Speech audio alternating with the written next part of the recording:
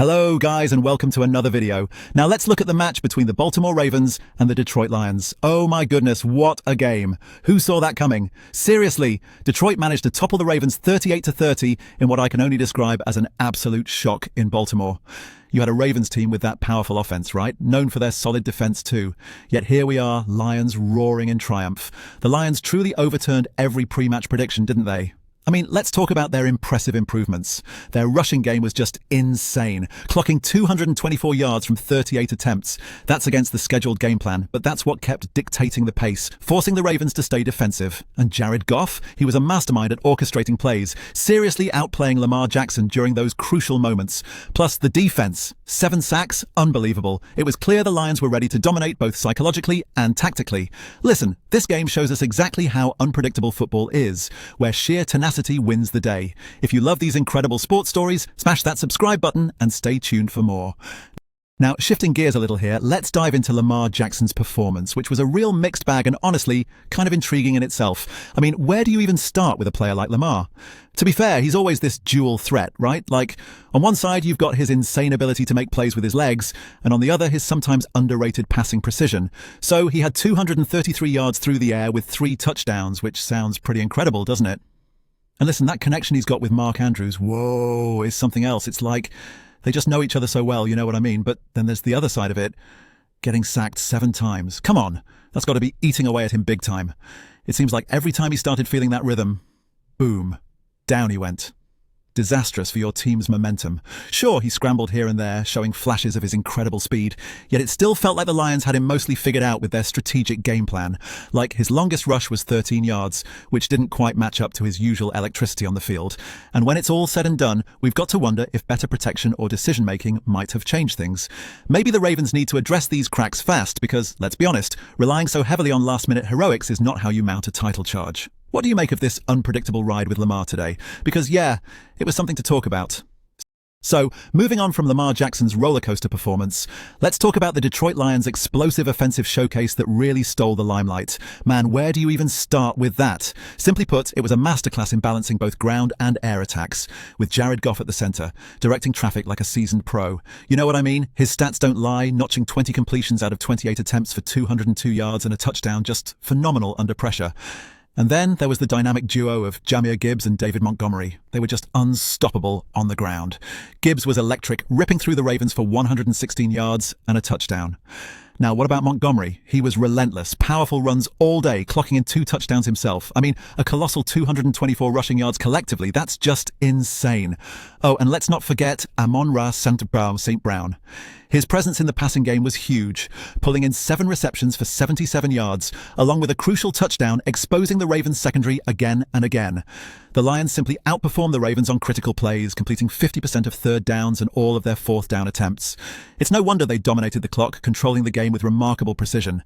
This wasn't just about yards, it was about consistent pressure, keeping Baltimore guessing and off balance. Honestly, this performance was statement-making, showing everyone that the Lions aren't just playing for pride, they're serious contenders. Is this the new Lions standard? It sure feels like it. Now, speaking of redefining standards, let's dive into David Montgomery's stunning performance.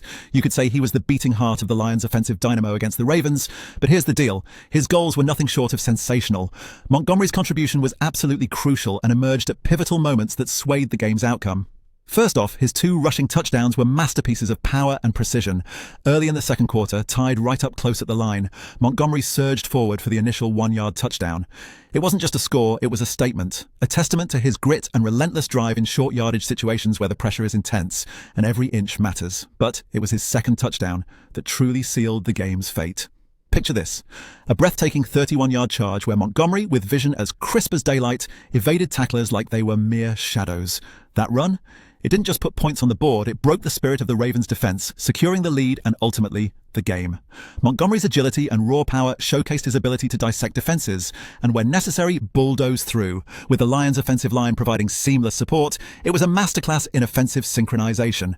The Lions' ability to trust and rely on Montgomery in such high-stakes moments is part of what makes them so formidable. This synergy between the coaching staff's trust in Montgomery and his impeccable execution under pressure has clearly set a new benchmark for how the Lions operate near the goal line, and it might just be a game-changer moving forward. Now, let's shift gears and talk about Mark Andrews, who was, oh my goodness, a standout for the Ravens despite the defeat. You see, amid the chaos, Andrews was right there, showing why he's so pivotal for Baltimore. It's like every time the Ravens needed a spark, there was Andrews, stepping up with 2 crucial touchdowns that kept hope alive for the Ravens, and I mean literally alive. So here's the thing. Andrews made those key plays that got everyone talking, especially when he snagged that touchdown just before halftime, which was, I gotta say, a real game changer. It seemed to realign the team somehow. Then there was the other one, in the dying moments that rekindled a flicker of hope for Baltimore. His chemistry with Lamar Jackson.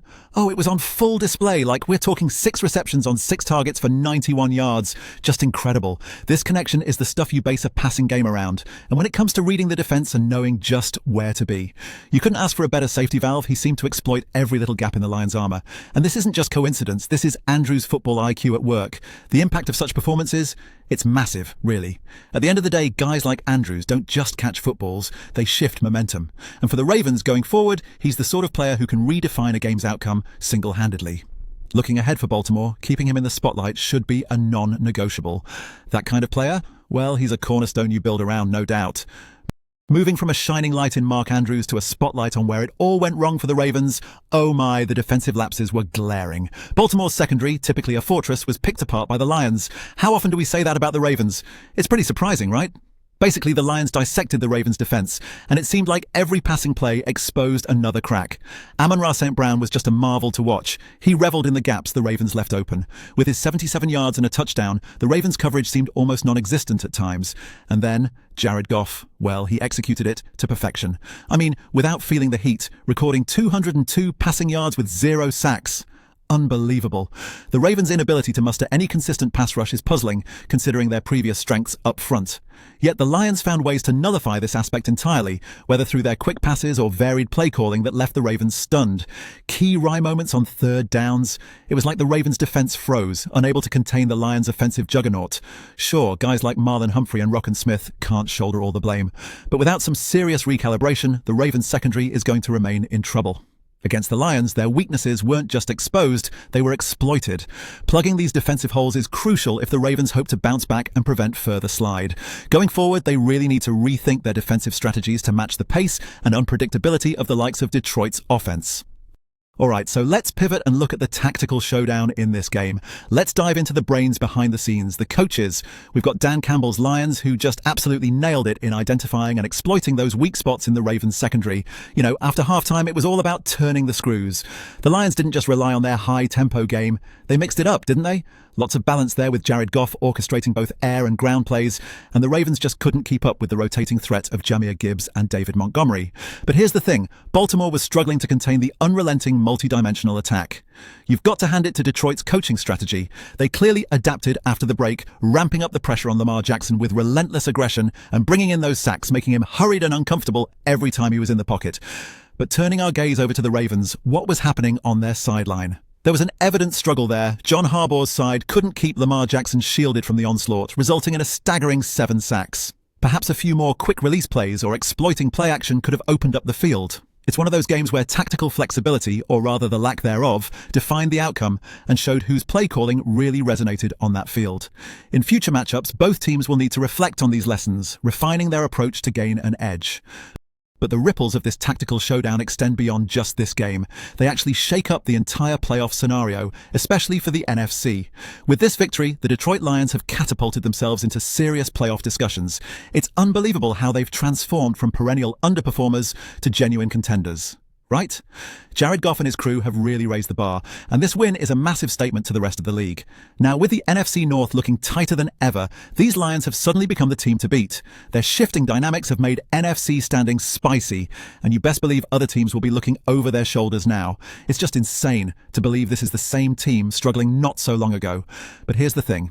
It's not just the Lions who need to be aware of their newfound success.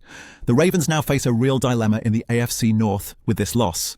Can they bounce back, learning from their defensive oversights and capitalizing on Lamar Jackson's incredible talent more strategically? Time will tell. So, what do you guys think about this shake-up in the standings?